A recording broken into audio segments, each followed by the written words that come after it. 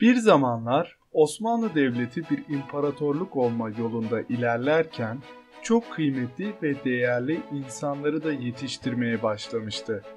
Sabuncuoğlu Şerefettin 1386 yılında Şehzadeler şehri olarak anılan ve Osmanlı İmparatorluğu için son derece önemli olan bir Anadolu şehri olan Amasya'da dünyaya geldi.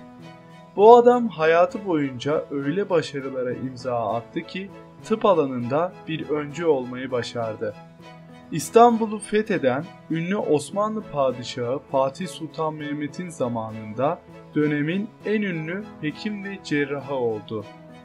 Bu videoda sizlerle zamanının en önemli insanlarından biri olan ve başarılarının asla unutulmaması gereken Sabuncuoğlu Şerefettin hakkında bilgiler paylaşacağım. Zamanının en değerli doktoru Sabuncuoğlu Şerefettin'i anlatmaya başlamadan önce videoyu beğenerek ve kanalıma abone olarak bana destek olabilir, bu ve benzeri videoların devamından haberdar olabilirsiniz. İyi seyirler.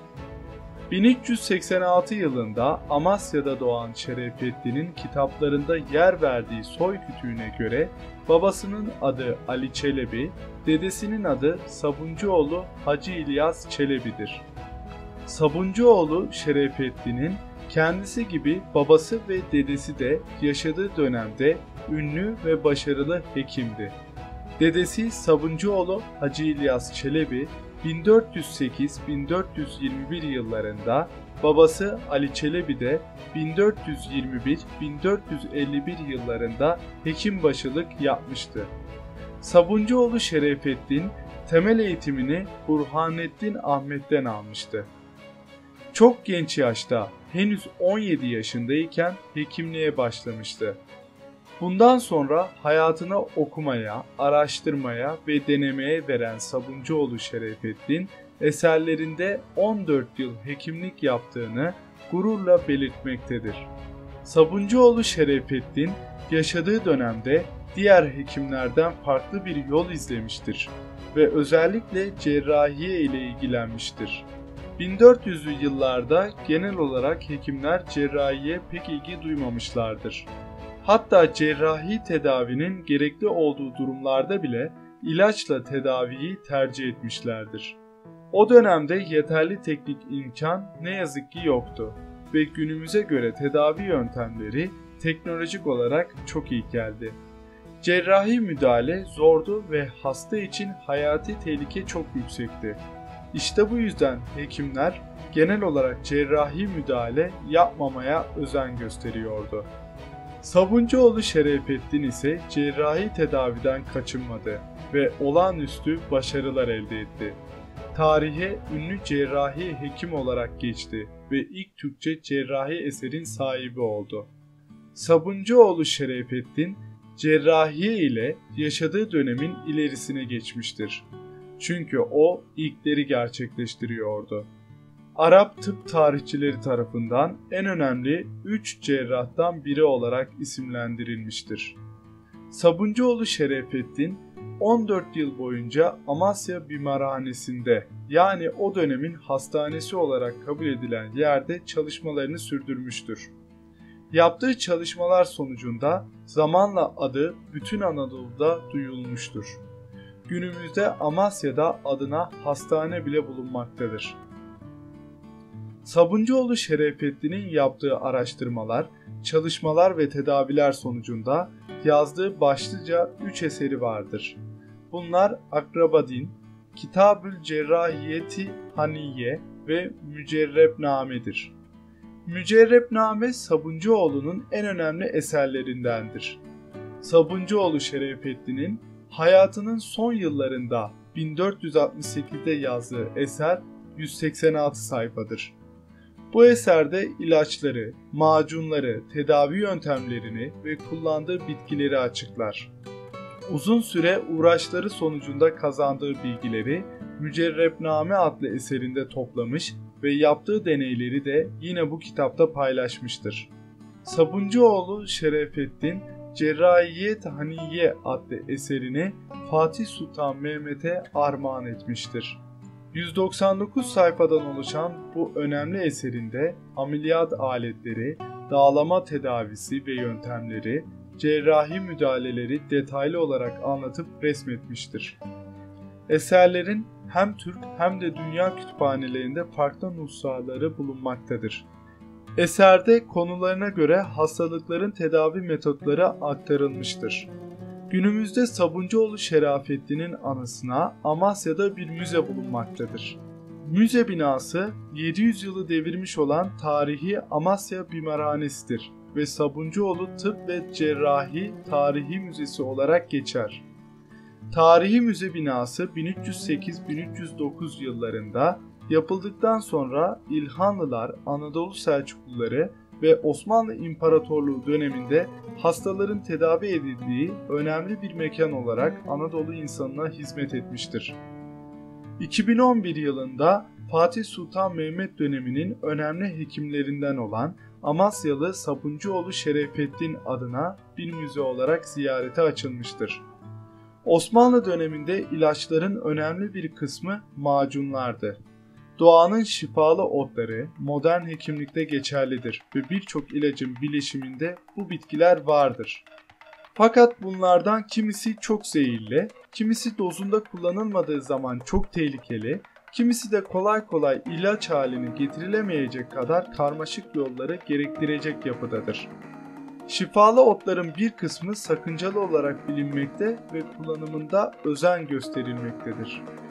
Türkiye konumu itibariyle zengin bir bitki çeşitliliğine sahip olmakla birlikte 10.000'in üzerinde bitki türü bulunmaktadır. Modern tıbbın ve ilaçların bu denli gelişmiş olmasına rağmen bugün dünya nüfusunun çoğunluğu bitkisel ilaçlarla tedavi olmaktadır. Sabuncuoğlu Şerefettin ilaçlarını doğada bulunan bitkilerden elde ediyordu.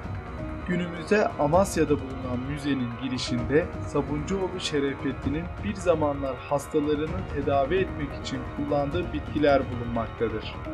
Her bitkinin yanında bir tabela bulunmakta ve bu tabelada bitkinin ismi, özellikleri ve ne tedavisinde kullanıldığı yazar.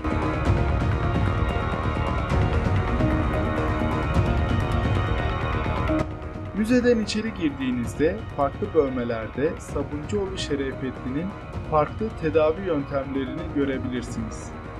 Müzede Sabuncuoğlu Şerefettin'in hastalarını tedavi etmek için kullanmış olduğu aletler, yazmış olduğu eserler yer almaktadır.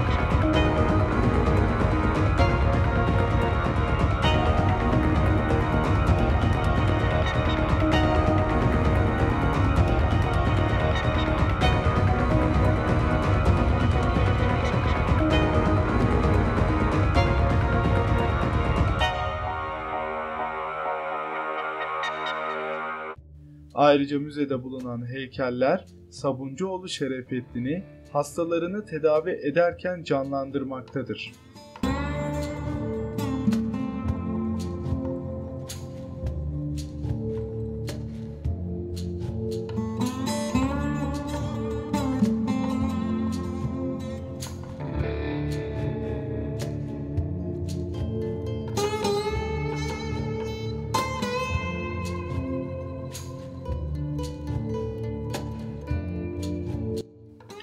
Sabuncuoğlu Şerefettin'in hastalarını tedavi ederken kullandığı müzik aletlerinin yer aldığı bir bölümde vardır.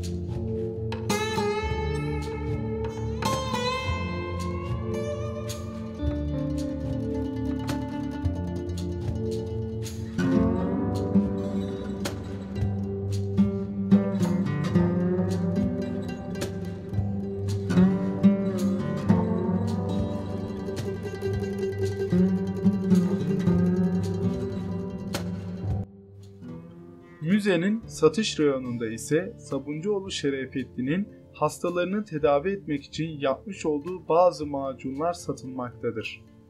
Sabuncuoğlu Tıp ve Cerrahi Tarihi Müzesi görülmesi ve gezilmesi gereken ilginç bir müzedir. Bir gün Amasya'ya yolunuz düşerse Sabuncuoğlu Şerefettin'i konu alan bu müzeyi ziyaret edebilirsiniz. 1470 yılında ölen Sabuncuoğlu Şerefettin, neredeyse 100 yıl yaşamış ve yaşamı boyunca yaptığı araştırmalar, tedaviler ve deneylerle tıbbın gelişmesinde katkı sağlamıştır. Yaptığı araştırmalarla öğrendiği değerli bilgileri eserlerinde anlatarak kendisinden sonraki nesillerin bu bilgilere ulaşabilmesini sağlamıştır.